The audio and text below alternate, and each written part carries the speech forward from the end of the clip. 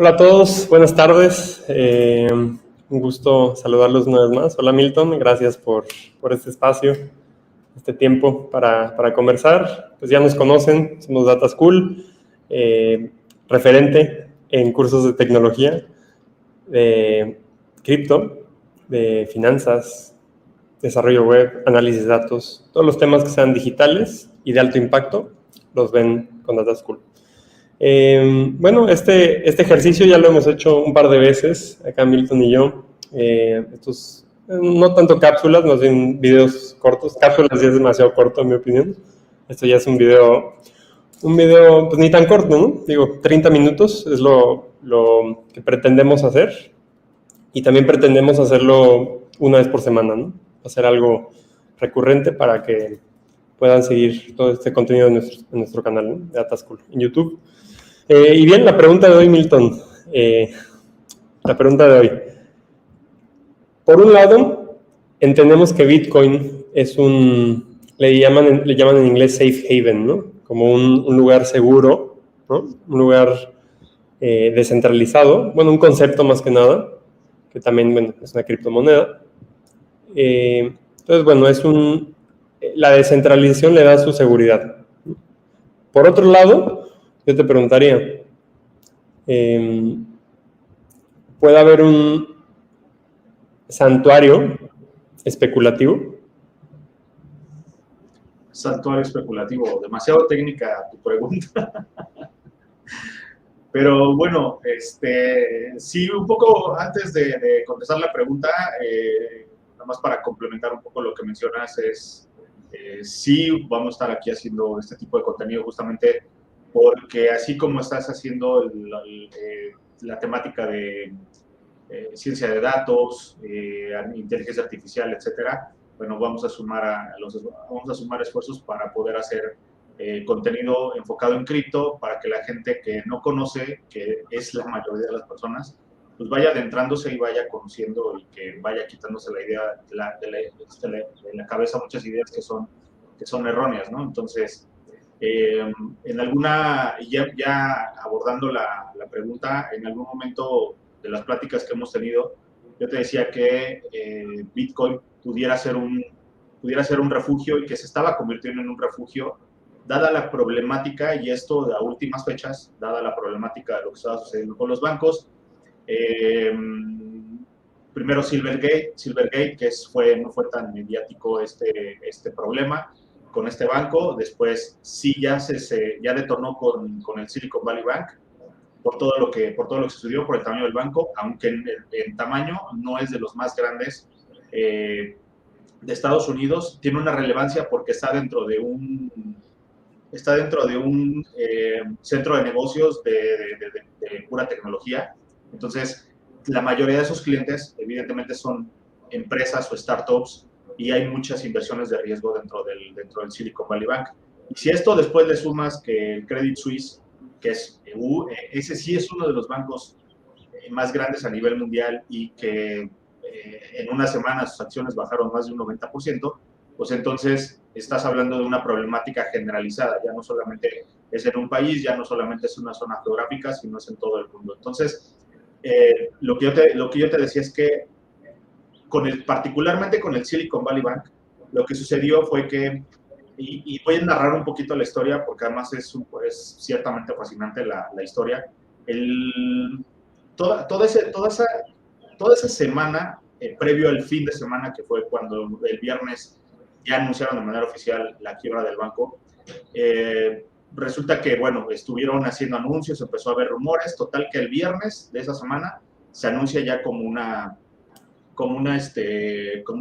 problema muy fuerte, con una problemática muy fuerte en cuanto a liquidez, porque debido a esos rumores, la gente, los inversionistas, los ahorradores, quisieron empezar a sacar su dinero y evidentemente detuvieron los retiros porque justamente cualquier banco no tiene la liquidez al 100% de todo lo que ingresa en un banco. Entonces, es una constante que cuando sucede ese tipo de problemas los anuncian el viernes porque me parece que ganan tiempo con el fin de semana. Estos 2 días son relevantes a pesar de que a nivel mundial las bolsas, los bancos, todo el sistema financiero no opere, sí pueden ganar tiempo en cuanto a negociaciones, en cuanto a ver qué van a hacer, qué pueden rescatar, qué pueden salvar. Y justamente sucedió así. El hecho es que el domingo sale Biden a anunciar que va a rescatar a todos los ahorradores, a todos los inversionistas del Silicon Valley Bank, porque por ley solamente les iban a regresar $250,000. Es una cantidad que para nosotros pudiera representar la solución a nuestra vida, pero para ese nivel, $250,000 es absolutamente nada. Entonces, el hecho de que haya salido el gobierno a decir que los iba a rescatar, entonces eso generó confianza para el lunes en los mercados. Porque nosotros, del lado cripto, esperábamos que el mercado y prácticamente todos los mercados sangraran, porque no era una noticia menor. Entonces, todos nos estamos anticipando eso y resulta que el domingo a las 4 o 5 de la tarde, más o menos recuerdo, que Biden anunció este rescate. Poquito tiempo después, pocos minutos después, Bitcoin tuvo un impulso como del 20%. En ese momento, primero, lo relevante de esto es que Bitcoin y todo el ecosistema cripto trabajan 24/7. O sea, aquí no se detiene como en todos los mercados. De hecho, es el único mercado que opera todos los días a todas horas. Entonces, ¿qué fue lo que sucedió? Ya después, cuando se desarrolló el tema en la semana, lo que sucedió, o los analistas, dentro de cripto, existen las monedas estables, que ese tendría que ser el primer paso para irse a refugiar. ¿Por qué? Porque esas monedas estables tienen una paridad con el dólar. O sea, una moneda estable debe de valer $1 siempre.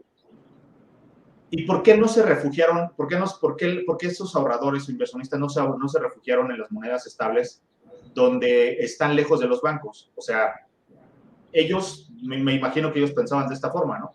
O sea, lo voy a llevar a un banco donde tengo altas probabilidades de que a este banco le suceda lo mismo que al Silicon Valley Bank, y no estoy seguro que a este banco también lo vayan a rescatar. Entonces ellos estaban buscando dónde refugiar el dinero. Entonces, ¿por qué no fue las monedas estables? Porque resulta que hay una moneda estable con gran presencia dentro de cripto, que es USDC. Tenía reservas, tenía parte de sus reservas en el Silicon Valley Bank, y de hecho perdió su paridad. En el momento en el que todo esto sucedió, USDC perdió su paridad, de tal forma que si tenías $1, de repente llegaste a tener 30 centavos de dólar. Si bien es cierto que el movimiento fue muy, muy rápido, así prácticamente fue muy veloz, igual no te diste cuenta. Sin embargo, sí queda un precedente de que perdió la paridad, y perdió la paridad en más de un 50%. O sea, el hecho ya de que pierda una paridad de centavos ya es preocupante, porque debería tener una paridad siempre 1-1. Entonces, ¿por qué perdió esa paridad? Justamente porque tenía sus reservas en el Silicon Valley Bank, y esto generó desconfianza. Entonces, también muchas personas empezaron a querer cambiar los USDC por otro tipo por otra moneda estable dentro de cripto. Entonces, lo que sucedió después es que, bueno, si las monedas estables también ahorita en este punto no están siendo tan confiables, entonces, ¿cuál es el siguiente activo de refugio? Bitcoin lo vieron como el siguiente activo, de refugio. ¿Por qué? Porque de alguna forma ellos pensaban, bueno, ok, a lo mejor tiene volatilidad, pero no va a tener una volatilidad donde vaya a bajar un 70, 80, 40, 50%.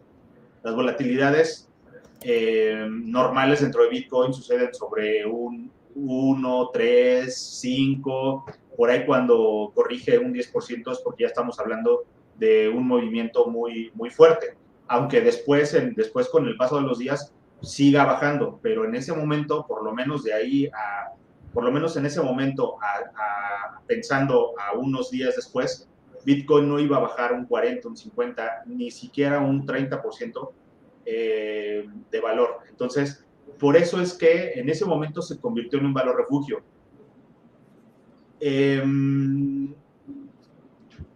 Ahora, en cuanto a la respuesta de la volatilidad, sí, si bien es cierto, Bitcoin tiene volatilidad, todo el ecosistema cripto tiene volatilidad. De hecho, la volatilidad más fuerte que existe es dentro del mercado cripto.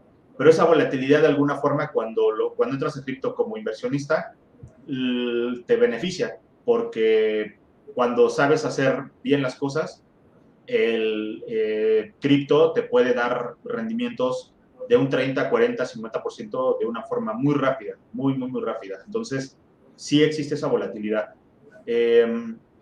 No sé si esto contesta a tu pregunta. Perdón que me haya extendido ahí algo, pero era importante, o es importante poner en contexto por qué la gente está empezando a ver como un refugio de valor a Bitcoin, así como lo ha sido históricamente el oro. Me parece que todavía no se puede considerar así, porque sigue teniendo una volatilidad en la cual, pues sí, lo podemos ver en un año de noviembre del 2021 a noviembre del 2022, su valor bajó en un 75% aproximadamente. Entonces, con los activos de refugio, esto no sucede. Muy, muy interesante la cronología, ¿no? De estos, pues no sé, bancos que terminan en bancarrota por especular, justamente. Por un lado, tengo unas preguntas, ¿no? Una, no tengo la respuesta. Creo que valdría la pena revisarlo. Si la quiebra de estos bancos, Credit Suisse, por ejemplo, o Silicon Valley Bank, fue debido a inversiones especulativas. No sé. Había muchos activos de riesgo, muchas inversiones de riesgo. ¿Por qué? Porque las empresas tecnológicas son de alto riesgo, están catalogadas así. Entonces, hay muchos, creo que le llaman este tipo de inversiones como las venture, ¿no? Creo que sí. Sí, justo. ¿A qué me refería con inversiones especulativas? Me refería a criptomonedas, tal vez, ¿no? Eso por un lado, no sé. Pero sí tienes razón, que creo que había una racha de inversiones demasiado agresivas a startups que realmente no generaban dinero, ¿no? Creo que ese fue un gran problema, ¿no? De la quiebra con Silicon Valley Bank. Sí, ese fue un factor, y otro de los factores que mencionaron los economistas o los financieros fue que me parece que en el 2008, no me acuerdo exactamente el año, también basado en una problemática, este banco se refugió en los bonos del tesoro. Entonces, en ese tiempo, como las tasas de interés eran completamente diferentes a las tasas de interés de ahorita, pues te daban me parece que le estaban dando un 1.5% cada bono del tesoro, y ahora se volvió nada atractivo porque las tasas de interés están más altas. Entonces, si tú quieres invertir en un bono del tesoro, ahora inviertes en un bono del tesoro, pero con un 4%, 4.5%, ya no un 1.5 o 2%. Entonces, lo que el Silicon Valley Bank empezó a hacer para poder tener liquidez fue empezar a vender los bonos del tesoro que había adquirido, pero los adquirió con pérdida. Entonces, los vendió con cierta pérdida que incluso estaba dispuesto a absorber. Sin embargo, la presión de los ahorradores al querer obtener su liquidez, pues ya simplemente no pudo, el Silicon Valley Bank no pudo con eso. Por eso me parece que fue una de las principales razones, adicional o aunado a las inversiones de alto riesgo que tienen con las startups tecnológicas.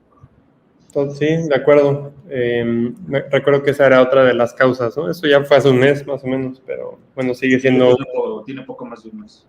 Va a seguir siendo un referente, ¿no? del caso de activos más seguros, ¿no? O activos que tengan otro tipo de respaldo, ¿no? Histórico, entre ellos el oro. Por ejemplo, me parece que el jueves fue que anunciaron, un jueves, no me acuerdo qué día, como el 10 de marzo o algo así, fue que anunciaron Silicon Valley Bank que iban en bancarrota y estaba como a $1,800 la onza de oro, y luego para el lunes había subido casi a 2,000. Entonces, también el oro rebotó un poquito. Sí, de hecho, el oro también ha tenido un repunte al alza bueno. De hecho, ha rebasado la barrera de los $2,000. Ha llegado, me parece, si no me equivoco, a los 2020 o a los 2040. Ahora te voy a decir aquí, tengo mis gráficas. Llegó a los 2000. Digamos que tuvo un repunte de un 11-12%, ¿no? En 3 días el oro. Digamos que el Bitcoin un 20%, ya me habías platicado, ¿no? En ese momento nada más, ¿eh? En ese momento, sí. En ese momento el oro sí se tardó más, llegó a 2050 el oro. Sí, sí, de 1800 a 2050, un 10%, ¿no? Aproximadamente. Sí, realmente las subidas del oro no son tan significativas en porcentaje. El año pasado, como te mencionaba, el ciclo bajista de Bitcoin fue de noviembre del 2021 a noviembre del 2022, prácticamente un año, casi exacto un año. A partir de noviembre del 2022 empezó ya su reversión del precio, ya empezó a marcar la curva que le iba a posicionar ya como alcista. Obviamente en ese momento no lo sabíamos, pero resulta que en enero, que fue el detonante, los primeros días de enero, en los primeros días de enero, los días de enero, fue el detonante, y de hecho de enero a febrero en un solo mes subió un 40%, mientras el oro desde noviembre a enero subió un 20%. Luego, de ahí ha estado subiendo, hasta apenas ahorita está haciendo una corrección, me parece importante, no sé si vaya a continuar esa corrección. Sin embargo, estamos a 4 meses y medio del año y Bitcoin casi, o más bien ya hizo un X2, ya dobló el precio del cual arrancó a principios de año. Ya rebasó la barrera de los $30,000. Entonces, pues ya, o sea, si tú metiste 10,000 pesos, o vamos a hablar de dólares, si tú metiste $1,000 en enero de este año, entre marzo y abril ya estabas doblando tu inversión. Sí, sí, sí. Otra observación, ¿no? de lo que me platicaste de esa cronología de eventos con los bancos y cómo hubo un repunte a la alza con activos como el oro o Bitcoin. Yo desde mi perspectiva de analista de datos, ¿no? Yo no soy analista de trading ni de finanzas, pero bueno, utilizo otro tipo de herramientas, ¿no? Entre ellas, yo sé que los traders también lo utilizan, la correlación. O sea, yo lo interpreto de esta manera, anecdóticamente, y estoy seguro que lo podemos verificar también con datos reales, pero parece ser que entre más intervención tenga el gobierno, por ejemplo, en el caso de Suiza, había un espanto de Credit Suisse, llegó el gobierno y dijo, no se preocupen, yo lo estoy respaldando en lo que manejo la compra de Credit Suisse, ¿no? Y me parece que hubo un tercer banco que lo compró a una ganga de precio bajísimo, ¿no? Unos $5,000 millones, algo así, ¿no? Que no era nada para la cartera que manejaba ese banco. Y que, por cierto, es un banco muy viejo, ¿no? Muy antiguo de Europa, era un referente importante. Pero bueno, malas prácticas de especulación y bueno, llevaron a la quiebra. Pero creo que ese es un común denominador con los bancos grandes, principalmente. Tienden a sentirse demasiado cómodos con inversiones no muy saludables. Y la correlación que noto, ya tocando el tema de la correlación, es, quiebra un banco, el gobierno entra, oro o Bitcoin sube, ¿no? O sea, hay una correlación fuerte entre intervención o rescates de bancos y tendencias alcistas, digamos, o repuntes de Bitcoin o oro. ¿Esto por qué crees? Justamente me parece que es el que los inversionistas ahorradores encuentren una forma donde proteger ese dinero. Si tú quieres, a lo mejor de una forma temporal, que tampoco creo, por lo menos ahorita la gráfica nos dice que ese impulso que tuvo con el Silicon Valley Bank no ha bajado. O sea, Bitcoin no ha bajado ahorita un 20%, que en ese momento, entre domingo y lunes, por ahí martes, tuvo ese impulso alcista. Entonces, lo que a mí me indica es que el dinero sigue estando ahí. Entonces, me parece que es esta parte. Yo creo que los grandes inversionistas, los que sí mueven el precio, los que tienen millones de dólares, las ballenas que dentro del mercado cripto, no sé si en los otros mercados se les llame ballenas, supongo que sí. No es cierto, no estoy tan seguro, porque a una ballena es cuando tienes determinados bitcoins hacia arriba. Y estamos hablando de, no sé, 10,000 bitcoins, o sea, estamos hablando de ya una cantidad fuerte. Pero es esta forma, es esta alternativa de buscar. Y ellos, estoy seguro que conocen lo que representa Bitcoin. Estoy seguro que ellos conocen mucho de lo que sucede en cripto. Retomando un poco lo que te decía, que cómo han encontrado valor refugio y cómo la primera opción tendría que ser las monedas estables. Hay una moneda estable que está respaldada por Bitcoin. Entonces, esa es otra de las grandes opciones, solo que esta moneda estable no tiene la presencia como la tiene USDT, como la tiene USDC, que son de las dos principales monedas estables dentro de cripto. Entonces, si a la gente les dices estos dos nombres, ya cuando conocen cripto, van a decir, sí, lo conozco. Pero si tú les mencionas DOC, que es la criptomoneda estable, que tiene la paridad con el dólar y que está respaldada con Bitcoin, casi prácticamente nadie la conoce. A diferencia de las otras dos que tienen reservas en dólares, que tienen las reservas en los bancos, porque además, de alguna forma, están obligados a tener, por cada dólar cripto, deben de tener $1 en el banco. Entonces, finalmente esas monedas estables siguen apalancándose. Bueno, ya fue Joel, ahorita aquí yo le sigo, le puedo seguir 3, 4 horas si quieren. Ya regresó. A final de cuentas, me quedé en que estas monedas estables no compren Doge. Si no compren. Son traviesos. No compren meme coins. No, esas no las compren. No es cierto. Bueno, aprovecho para hacer un disclaimer de todo lo que están escuchando aquí no es una recomendación de inversión. A pesar de que podamos estar hablando de DOC, podemos estar hablando de Bitcoin, no es una recomendación de inversión en lo absoluto. Estamos tratando de analizar y de descifrar qué es lo que está pasando con estos problemas bancarios y cómo esta parte de Bitcoin, cripto, puede ser una alternativa. Obviamente, si tú piensas en hacer algo así, tienes que hacer tu propia investigación. Pero no es una recomendación de inversión. No es que Data School les recomendó ir a comprar Bitcoin, después Doc, Joel mucho menos les recomendó, Milton tampoco les recomendó. Entonces, tómelo como esas pláticas como informativas, educativas.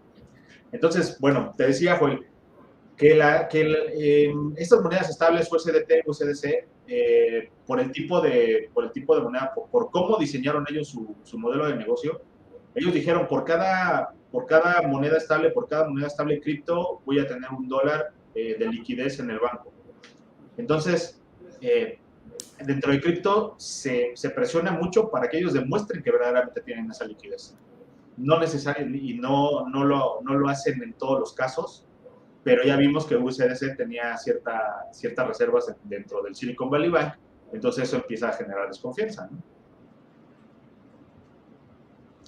Pero bueno, la razón es esa. La razón es que sí creo que la gente, los que tienen el billete, están buscando ese refugio y lo están encontrando en Bitcoin. Y ellos entienden perfectamente cómo funciona Bitcoin, porque justamente no se van con otra moneda estable o no se van con otra cripto. Hay que entender una gran diferencia entre Bitcoin, que es el punto de partida, y entre cripto. Bitcoin es el que está mayormente descentralizado. Y ya conforme vayamos avanzando en este tipo de pláticas, podemos ir explicando por qué el factor fundamental dentro de Bitcoin, que lo hace diferente al sistema financiero tradicional, es la descentralización. Los proyectos criptos son empresas tecnológicas que están creando y están construyendo algo para resolver, ya sea dentro de cripto o hacia afuera de cripto, pero no son Bitcoin, están lejos de ser Bitcoin. Sin embargo, hay una relación por el tema de las criptomonedas, o sea, están sucediendo cosas muy padres, hay proyectos muy, muy buenos, pero Bitcoin es el master, Bitcoin es el God. Súper interesante. Tenemos unos 5 o 6 minutitos, Milton, y te quisiera hacer una pregunta más. Típicamente el oro, al ser un activo con el que hacen hedge, ¿no? O respaldan, o digamos contra, no sé cómo lo podría describir el hedging, ¿no? Hedging como una contrainversión, ¿no? Si esto cae, esto va a subir, ¿no? Podría ser un ejemplo de hedge. El oro típicamente durante periodos de crisis infla un poquito, ¿no? ¿Por qué? Porque la gente tiende a invertir en él. ¿Por qué? Porque les da seguridad. Históricamente así ha sido. Y después, bueno, tiende como a fluctuar, ¿no? Para abajo, después de que pasa el periodo de crisis. ¿Cuál es la diferencia entre el oro, como tradicionalmente lo conocemos, y el rol de Bitcoin en las finanzas internacionales? Bueno, para empezar, Bitcoin está lejos de ser el oro. ¿Por qué? Porque Bitcoin tiene como el 5% de capitalización de mercado que tiene el oro. Imagínate, sigue estando lejos. Por eso también es que sí puede ser un activo de refugio, pero todavía no. Todavía necesitamos que haya más personas, que haya más adopción, justamente para que haya menos volatilidad y entonces sí se convierte en un valor, en un activo de refugio. Esa es una primer diferencia. Pero ya en el rol de Bitcoin, que es un rol que no tiene el oro, ya es la usabilidad. Tú no puedes pagar con oro, tú no puedes ir a... Y eso es algo que ya sucede muy común y está documentado en muchísimos lugares del mundo. Sucede que incluso apenas ayer compartí una publicación donde una señora de un puesto de verduras está recibiendo pagos con Bitcoin. Y eso no puede suceder con el oro. El oro es un activo de refugio. El oro no le interesa a la gente estarlo intercambiando. No es un intercambio de valor el oro. O sea, sí puede ser, pero la gente le da otro uso. Y aunque pudiera ser, es muy complicado. ¿Por qué? Porque ¿quién va a medir el hecho? O sea, imagínate que hubiera una economía donde estuvieras pagando con oro. O sea, ¿cómo podrías estar haciendo eso? O sea, es muy complicado porque tienes un pedazo de oro o lo tienes a través de las monedas que te venden, que son puras de oro, pero pues valen en dólares como $2,500 aproximadamente, ¿no? Como 40, 50 mil pesos. Estamos hablando de $2,000 que traes en una moneda. No puedes comercializar con ella. Es muy complicado, ¿no? Hacer este tipo de ejercicios donde vas a llegar con la... Es más, no quieren, les cuesta trabajo entender Bitcoin, se niegan a Bitcoin, sin embargo, cuando medianamente lo entiendes, y si tú tienes un negocio, dices, a ver, ¿qué prefiero yo aceptar como forma de pago? ¿El oro o Bitcoin? Definitivamente Bitcoin por la usabilidad, porque además toda la usabilidad está compuesta o está integrada en esto. Esa usabilidad que tú le vas a dar está ahí con estas herramientas. Acuérdate que cripto es completamente tecnología. Entonces, el rol que tiene Bitcoin va más allá de lo que el oro puede dar. Además, financieramente hablando también, Bitcoin tiene una emisión máxima de 21 millones.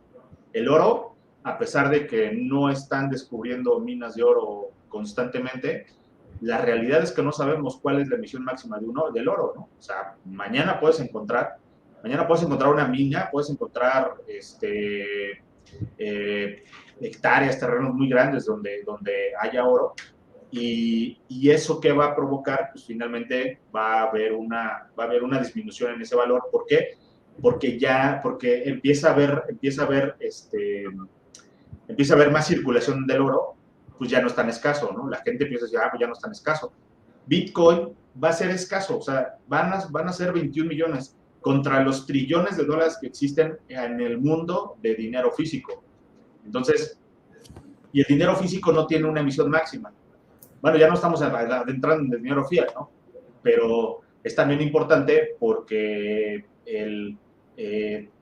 mucho de esas malas prácticas es la causa de muchos problemas financieros, de inflaciones, de crisis, de recesiones, por todas estas malas prácticas. Y justamente por eso es que nace Bitcoin, para resolver esto. Entonces, los que crearon Bitcoin como que dijeron, aquí este es un problema, este es otro problema, este es otro problema, este es otro problema, como que conjuntaron todos los problemas y los metieron a una, no sé, a una licuadora y dijeron, vamos a descomponer todos esos problemas y vamos a crear Bitcoin, que Bitcoin va a resolver. ¿Cómo vamos a resolver este problema? Ok, lo documentas y lo construyes. ¿Cómo vamos a resolver este problema? Así es como me imagino que fue que estos creadores de Bitcoin, que la forma de representar a estos creadores de Bitcoin es Satoshi Nakamoto, se pusieron a investigar demasiado todos los problemas financieros y dijeron, Bitcoin, vamos a crearlo para resolver cada uno de estos problemas. No quiere decir que esté considerando todos los problemas, pero me parece que sí una gran mayoría. Y ya los que entendemos cómo funciona Bitcoin, sabemos que sí es probable, que sí es posible. Ya existen zonas en el mundo donde hay una economía circular a través de Bitcoin. Entonces, esto se puede replicar a entornos más grandes. Totalmente. Creo que este es un tema, como bien dijiste, cuando me fui a recoger al Dogecoin para enseñarlo en la cámara. Al Dogecoin. Vamos a estar horas conversando y justamente aprovecho la oportunidad para decirles a todos que va a ser semana con semana estos videos. La siguiente semana vendrá otra conversación de este tipo. Temas de la actualidad, de cripto, de finanzas, de economía, que tengan que ver con tecnología, ¿no? Pues típicamente aquí con Milton vamos a hablar de cripto y de estos temas, pero a lo mejor hablamos de otro, no lo sé. Sintonicen con nosotros y ya verán. Así es, Joel, así es. He tenido que aprender mucho aparte del sistema financiero, de economía, cuando pues, eso no pasaba ni por mi mente, ¿no? Y es muy apasionante. Bueno, por lo menos para mí he encontrado esa pasión en cripto y como está totalmente asociada a los mercados, bueno, pues hay otras cosas que tengo que aprender, ¿no? Entonces, está súper interesante. Aquí mucho cómo lo resumo es, si te está volando la cabeza todo esto que estamos aquí platicando, imagínate todo lo que existe, todo lo que podemos venir a platicar. Totalmente, creo que así uno empieza, ¿no? Empieza con algo, luego aprendes de otra cosa adyacente porque tiene que ver, y así sucesivamente como en cadena, ¿no? Yo creo que tarde o temprano vas a acabar volviendo a programar, porque eso, Milton antes se dedicaba al desarrollo de software. Tarde o temprano yo sí lo veo que un caso probable, que regreses a meterte a lo que son las computadoras. algún proyecto donde tenga un rol que no sea el de desarrollador. Finalmente empecé como desarrollador, después tomé otro rol del ¿cómo se llama? Líder de proyecto y también la parte comercial de cómo vender los proyectos de desarrollo. Pero bueno, ya estoy acá en cripto y bueno, sí, como dices, tal vez el destino me depara regresar a un proyecto de software, pero ya dentro del entorno cripto, entonces pudiera estar interesante. Totalmente. Pues muchas gracias, Milton. Y recuerden, pueden sintonizarnos en redes sociales, en nuestro canal de YouTube también, Data School. Ofrecemos cursos de estos temas, de análisis de datos, desarrollo web y mucho más, ¿no? Sintonícenos y nos estaremos viendo la próxima. Ahí está. No veníamos preparados. Ahí está. Y listo, a mí me pueden seguir ahí. En Linktree, Milton.Rodríguez, ahí es. Linktree es como un repositorio de redes, no necesariamente redes, puedes compartir enlaces, entonces está muy padre la herramienta.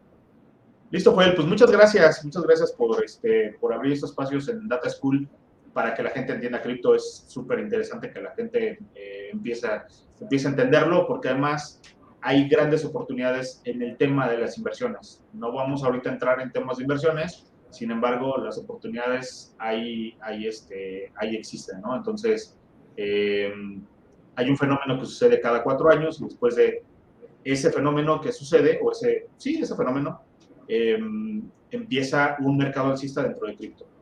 Y ese fenómeno sucede o sucederá el abril 2024. Ok, ya veremos, nos esperemos al 2024. Mantengan este video en su lista ahí de videos guardados para que vuelvan a escuchar a Milton al 2024 y veamos si los pronósticos son acertados.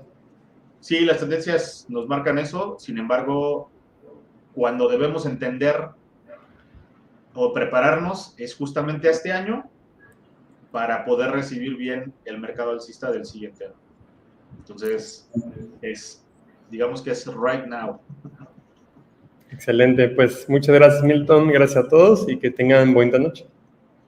Listo, pues un abrazo a todos, nos vemos.